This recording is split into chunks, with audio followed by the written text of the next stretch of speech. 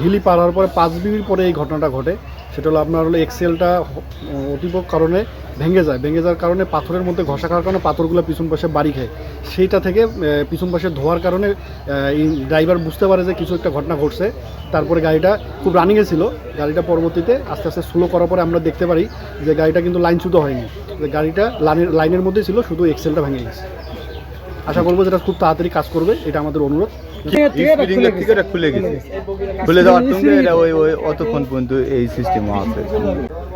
তো পরে ট্রেন যাত্রীরা সব হইচই শুরু করে দিল। এরপরে দেখা গেল যে ওই যে স্প্রিংটা ভেঙে গেছে, ভেঙে যাওয়ার ফলে গাড়ি বন্ধ হয়ে আছে। যাত্রী আপনি না? জি, আমি আজকে সকাল 8:40-এ বরেন্দ্র ট্রেনটি লাইন ক্লিয়ার নিয়ে 5-20 স্টেশন ছেড়ে আসে স্বাভাবিক গতিতে। আসার প্রাক্কালে জয়পুর স্টেশন থেকে আনুমানিক আউটার থেকে আনুমানিক 10-15 গজ দূরে ট্রেনের বগির একটি স্প্রিং ভেঙে চাকার সাথে অ্যাড হয়ে যায়, যার কারণে ট্রেনটি সামনে বা পিছনে মুভ করতে পারে না। মেন লাইন ব্লক হওয়ার কারণে আপ ডাউনে দুই দিকে কোনো ট্রেন যোগাযোগ আপাতত বন্ধ আছে।